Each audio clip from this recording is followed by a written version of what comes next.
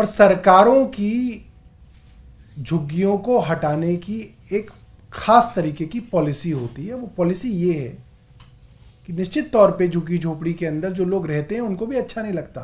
जब आपको देखना अच्छा नहीं लगता तो उनको रहना भी बिल्कुल अच्छा नहीं लगता है। तो पॉलिसी ये है कि जहाँ पे भी झुग्गी झोपड़ी क्लस्टर है वहाँ पे जो वहाँ की लैंड ओनिंग एजेंसी है वो वहीं पे उनके लिए इन सीटू डेवलपमेंट करेगी। उनके लिए वहीं पे छोटे छोटे फ्लैट बना के उनको दिए जाएंगे, जो कि देश के कई इलाकों में हुआ है, दुनिया भर में होता रहा है। पॉलिसी क्या है? अगर सेंट्रल गवर्नमेंट की कोई जमीन है, केंद्र सरकार की कोई जमीन है, मान लीजिए एएसआई की जमीन है, रेलवे की जमीन है, डीडीए की जमीन है, एलएनडीओ की जमीन है, तो उसके अंदर जो झुग्गी झोपड़ी क्लस्टर में लोग रह रहे हैं उनको रिहेबिलिटेट करने की, पुनर्वास करने की जिम्मेदारी डीडीए की है, केंद्र सरकार की है। अगर दिल्ली सरकार की जमीन है तो उसमें पुनर्वास करने की जिम्मेदारी डूसिब की है, दिल्ली सरकार की है।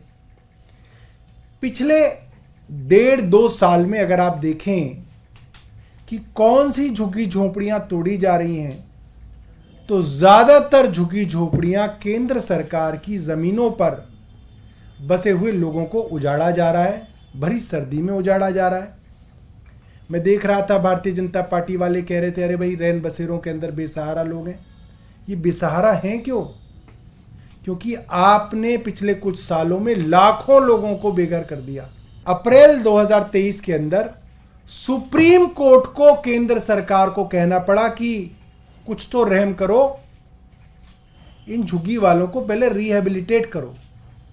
यह मुख्यमंत्री अरविंद केजरीवाल जी की कॉन्स्टिट्यूएंसी सरोजिनी नगर का मामला है, जहां पे केंद्र सरकार इन गरीब लोगों को उजाड़ने के लिए तत्पर है और कोर्ट पहुंची हुई है। Supreme court urges DDA to consider the plight of Sarojini Nagar jhuggi dwellers. उसके बाद सुप्रीम कोर्ट ने उसी मामले में दोबारा क्या कहा? Deal with people humanely. Supreme court stops demolition of 200 Sarojini Nagar jhuggi झोपड़ीज।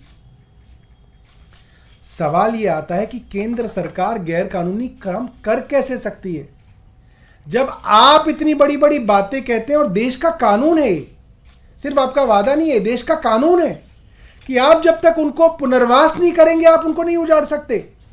आप इस तरह से उजाड़ रहे हैं। इसके बाद में एक और दिखाता हूं। धौला कुआं पे G20 से पहले ऐसा लगा कि बड़े बड़े लोग आएंगे, धौला कुआं की झुग्गियां तो बड़ी परेशान कर रही हैं। डिप्टी चीफ मिनिस्टर के ऑर्डर के बावजूद धौला कुआं के ऊपर जाके झुग्गियों को उजाड़ दिया गया, लोगों को बेघर कर दिया गया।